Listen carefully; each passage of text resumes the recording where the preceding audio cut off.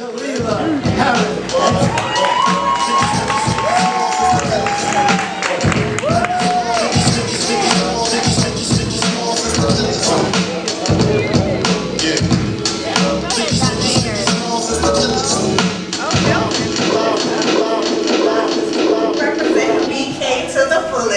Yes. BK to the fullest. Where Brooklyn at?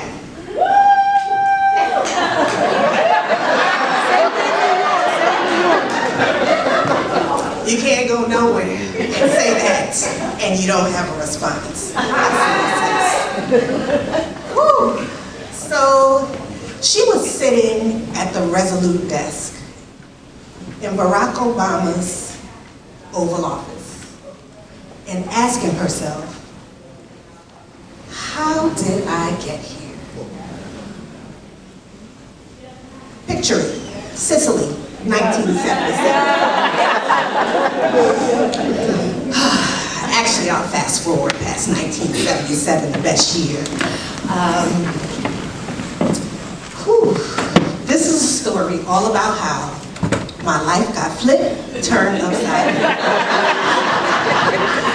Woo, child. So, you know, I watch a lot of television growing up. I watched a lot of television growing up. Khaliliah? Yes, mommy. Khaliliah? Yes, mommy. Why the guidance counselor them keep calling me, asking me why you didn't fill out no paper for college? Me? I applied to college, Mom. The guidance counselor said you didn't come to their office, you need to go tomorrow. But I applied to college, Ma. You see, in New York City, you are required in high school to apply to a State University of New York school and a City University of New York school. But I wasn't going to a SUNY or a CUNY school. I was going to Hillman College. You laugh? I was going to Cliff and Claire's University. So I take myself down to the guidance counselor's office, and I'm sitting there, other people are filling out their paperwork. Like, what you doing here? Somebody call your mom? Okay. What you doing here? Somebody call your mom? My homegirl sitting next to me, she's like, where are you applying to? I'm applying to New Paltz. I was like, I'm going to Hillman.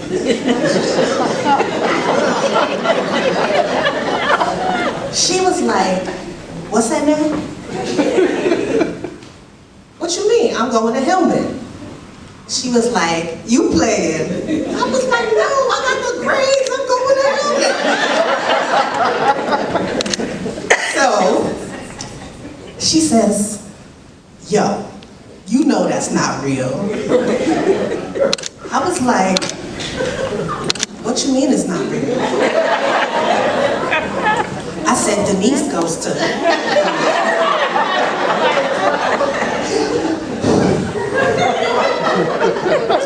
She was like, stop playing. You know it's not real. I was like, I know it's not real.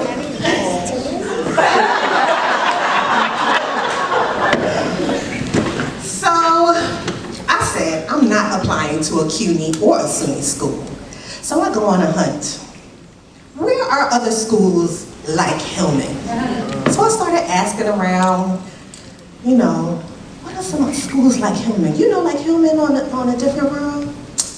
Oh, it's Howard, and I heard of this one called Hampton. My cousin go to this school called Morgan. I was like, I bet. Go back to the guidance counselor. I would like to apply to Howard University, Hampton University, and Morgan State University. Well, Ms. Nugent, where'd you learn about these schools? Oh, I've been doing my research. Okay, Khaliliah, let's put in your applications. So I put in my applications and I get into Morgan, Hampton, and Howard University. The challenge is, it's the height of the crack epidemic. And where Khaliliah was not going was Howard University. the murder capital of the country at that time. And then I looked at the brochure, Hampton University. Oh, this seems good. It seems like they're giving me some money. Where is this? This is in the, I'm not going to the country. How am I get the 2 train to go somewhere? I can't do that. So, by process of elimination, my Hillman became Morgan State University. So I was going to be able to be a good Claire Huxtable. And at a minimum, I was as cute as Denise, but I was definitely smarter than her friends. Okay? So, whew, whew. Hey, Miss Lady.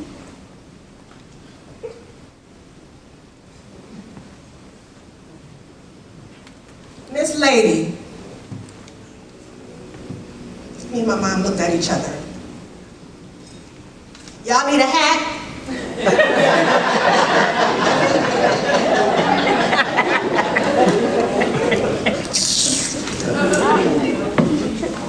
You know where 1600 East Cold Spring Lane is? Yes, miss, I can take y'all, come on. I can take y'all. So my mom and I look at each other in our very Brooklyn way, and we go, okay, you know, we'll get in. So the driver takes us to 1600 East Cold Spring Lane, which is the very middle of Morgan State University's campus, for those of you who've never been there. So, take my big bags. We took the plane to the train, we took the train to the plane. Actually, we took the Peter Pan bus. We took the Peter Pan bus. And the cab driver, or the hack driver, dropped us in the middle of Morgan State University's campus. And that was the first time I was introduced to the cobblestones of Morgan State University.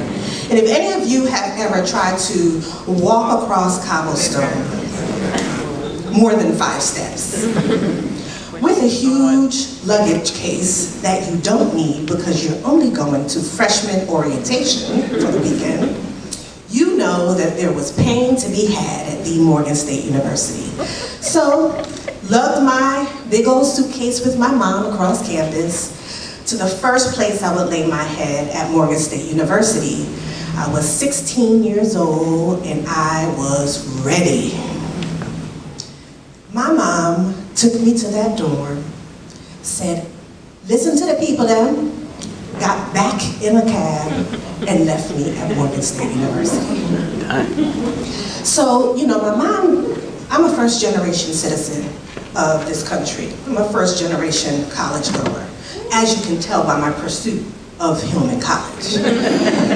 And when I filled out my applications for college, I had no help. My mom didn't understand what financial aid was. My mom had me fill out all of the paperwork. I've been signing my parents' signatures since about 10, 11 years old, so I had that down. She had no idea that there was some involvement she was required to have in the process. There was just a lot of excitement that I got in. So when she got there, there was no such thing as, well, let's sit and talk to them about your dorm room, or let's sit and figure out your financial aid. She listen to the people that got in the car, went back to the bus. Wake up! Wake up! Ooh, I was gonna have a lot of lessons to be learned at Morgan State University. We had those conscious brothers and sisters who were calling us to the yard to talk about our blackness, our ancestry, and what it meant to be proud to be black. And then I learned that there was a such thing as rich black people. Kids came to campus with their new Honda Civic with vanity tags that said, "You go girl." People would pull out a bank card, go to the mall, and buy themselves new shoes at least once or twice a month. I had the lowest meal plan, and my mother gave me $80 a month. $80 a month to survive at the Morgan State University. So my homegirl, Lakia Brown, after the cafeteria would close, we call it the refectory. So after the refect closed, we would make some peanut butter and jelly. Now Lakia came from a 2-parent household in Queens, and she had money to buy extra food. So when all the snacks were done out of my trunk, she felt bad. So she would sit and eat peanut butter and jelly with me. I also learned some other hard lessons. I met this lady named Sally Mae. Let me tell you about this.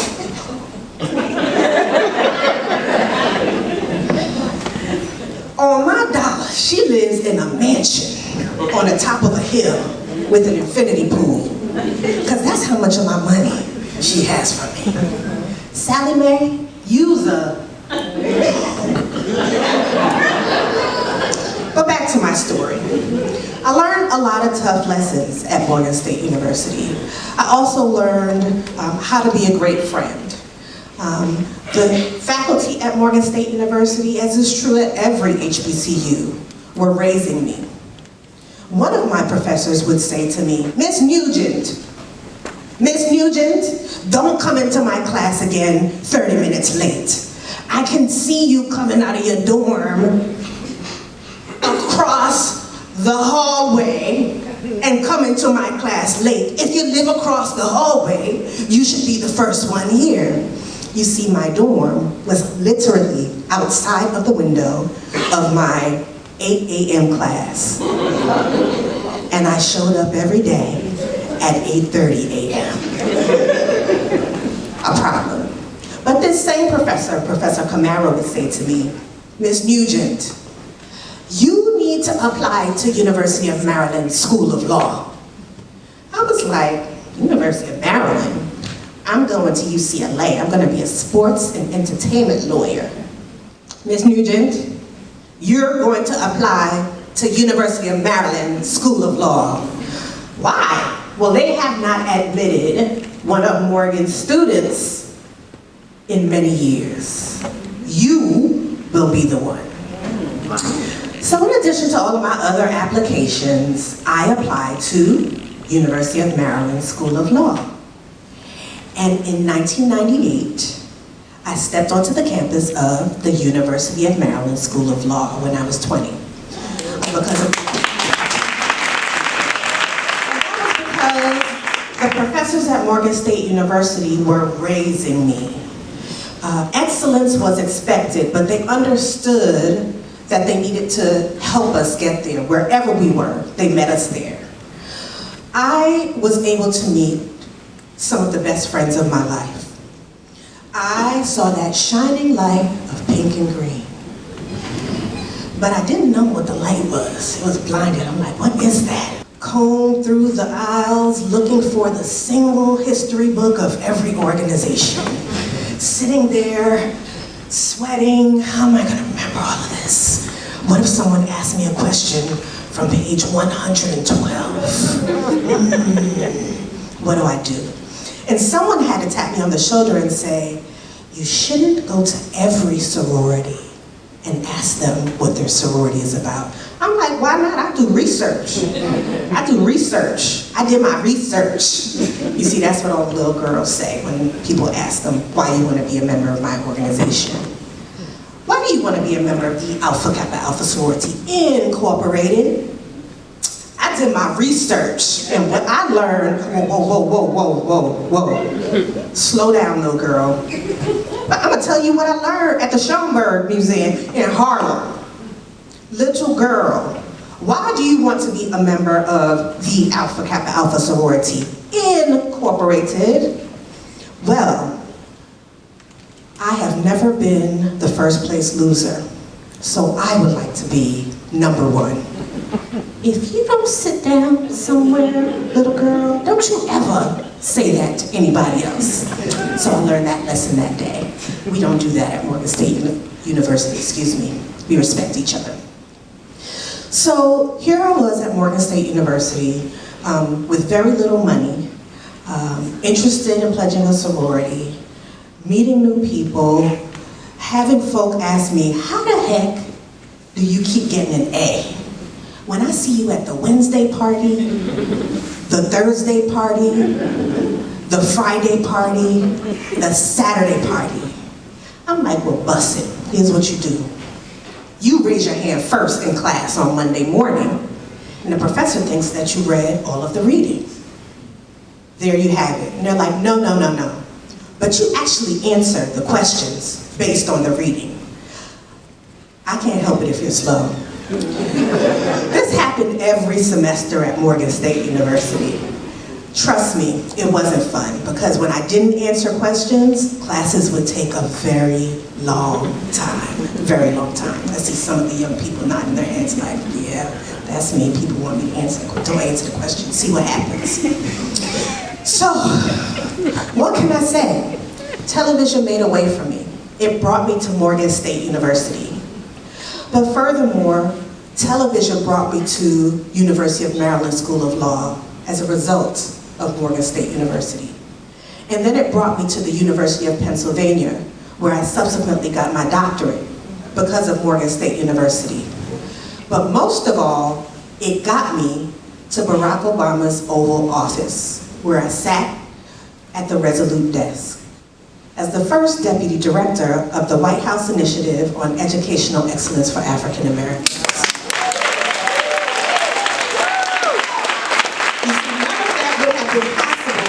Without the Morgan State University. Right. And what is important for us to remember about our legacy is that even when we think the grass is greener on the other side, the white man's water is wetter, we need to remember from whence we came, because the seeds that were planted for me at Morgan State University, someone who was pursuing Hillman College, have lasted a lifetime. And now my youngest daughter, 10 years old, likes to wear her Morgan State t-shirt once a week. And she says, Mama, I'm gonna live with you forever and go to Morgan State University. To which I quickly respond, you will live on campus. So thank you, friends. I'm so glad I went to Morgan State.